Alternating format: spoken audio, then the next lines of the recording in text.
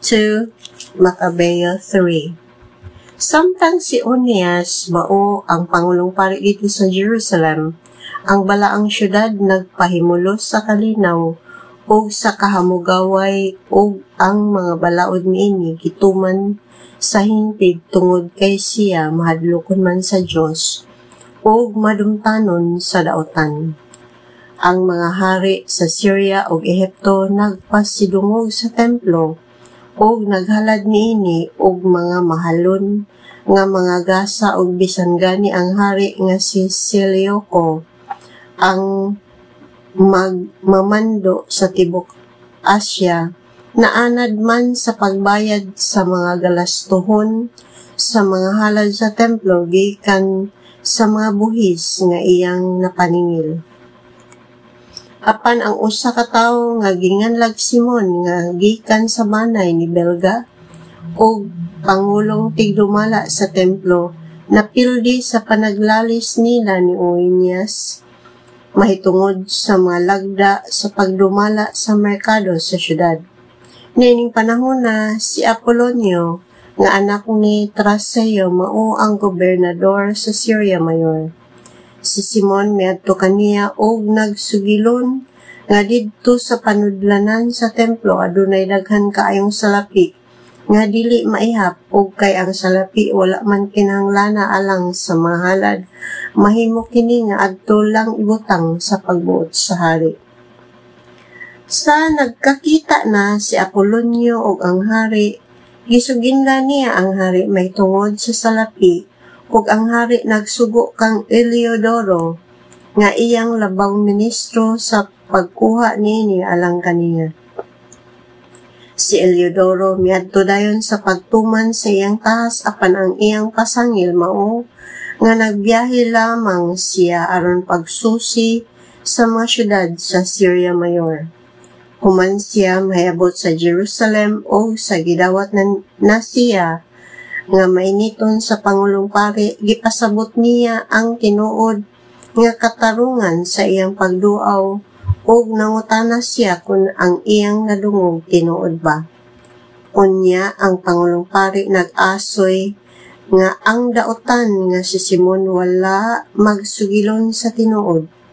Tinuod adunay jutay salapi dito sa panudlanan sa templo, apan ang usa ka bahay niini gigahin alang sa mga byuda o sa mga ilo o ang ilang laing bahin ni iyaha ni Herkano anak ni Tobias, usa ka importante kaayong tawo. Gipasabot usab niya nga ang tibuok nga kantidad mikabat lamang og 13,700 ka kilo nga plata o 6,850 ka kilo nga bulawan. Midugang siya pag-ingon nga dili gayud mahimo nga may tugutan sa pagkuha sa salapi niadtong mga tawo nga misalig sa kabalaan o sa seguridad ni ining templo nga nabantog sa tibuok kalibutan. Apan si Eliodoro nagpadayon pag-ingon nga ang salapi kinahanglan kuhaon alang sa panadlunan sa hari, sumala sa gisugo sa hari. Usa, nagahin siya og usa ka adlaw ug miadto siya sa templo aron pagtan-aw sa pag-ihap sa salapi. Kini nakapagubot sa tibok syudad.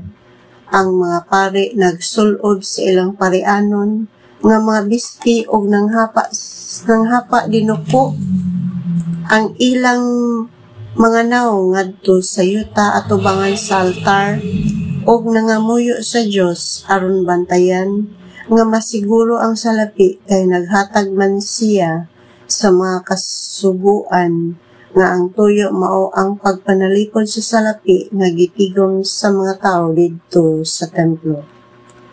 Makahilab sa kasing-kasing ang pagtan-aw sa Pangulong Pari nang luspad siya timaan sa kasakit sa iyang kalag o ang iyang lawas nagkurog sa kahadlok, nagpakita sa kasakit sa iyang kasing-kasing.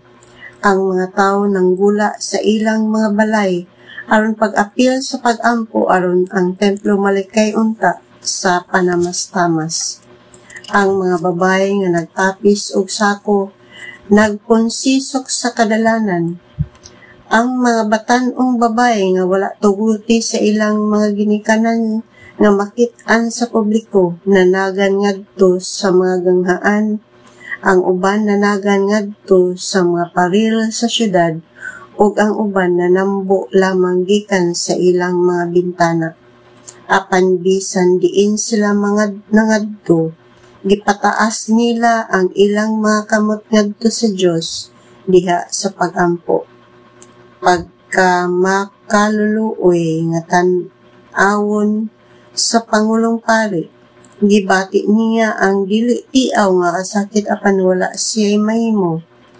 Pagka makaluluoy usab nga tan-awon sa mga tawo diha sa syudad nga nanghapa sa yuta. Samtang ang tanan nangaliyuko si Ginoo nga labing gamanan sa tanan aron panalipdan niya ang salapi nga gitipigan diha sa templo.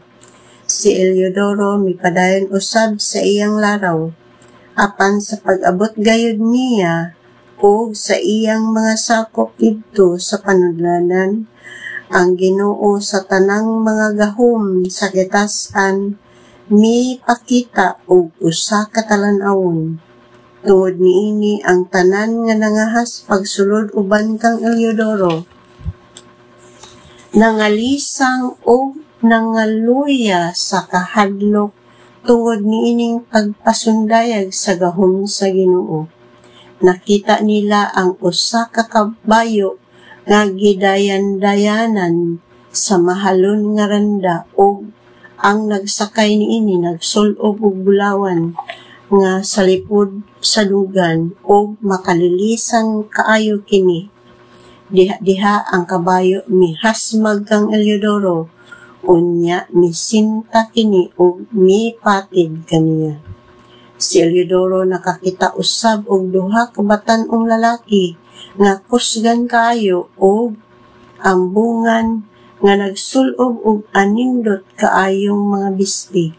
Nagbarog sila sa isig kakilid niya o gibunalan siya sa walay kukaluoy.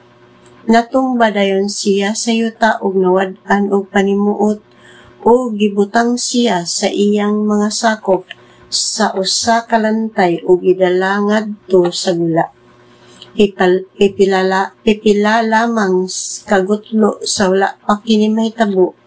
Kining tawhana misulod sa panudlanan uban sa usa ka dakong pundok sa kalalakin-an lakip ang tanan niyang mga gwardiya apan karon wala na siya'y panimuot nga gidala sa gawas busa sa dayag giila nila ang dakong gahom sa Dios. Si Eliodoro naghigda didto nga dili makasulti ug wala na'y paglaom nga maulian gikan niining pagpasundayag sa gahom sa Dios. Apan ang mga Hudeyo nagdayeg sa Dios nga makagagahom sa tanan tungod kay gipanalipdan niya ang iyang templo sa paagi nga kahigulungan. Ang templo nga sa pipila ka gutlo pa lamang napuno sa kahadlok o kaguliyang karon napuno na sa dakong kalipay o kasadya. Gihangyo dayon sa pipila ka higalan ni Eliodoro si Onias nga Pangulong Pari nga mag-ampo aron luwason sa labing halangdon ang kinabuhi nining tawhana nga himalakyon na. Busa ang Pangulong Pari naghimog usa ka paghalad uban ang paglaom nga luwason sa Dios si Eliodoro kay dili siya buot nga maghuna-huna ang hari nga ang mga Hudiyo mao'y nagbuhat niini ngadto sa tawo nga iyang gipadala. Samtang gihimo ni Onias ang paghalad, mipakita pag-usab kang Eliodoro ang duha ka batan-ong lalaki nga nagsul-ob ug maog hapon nga bisti.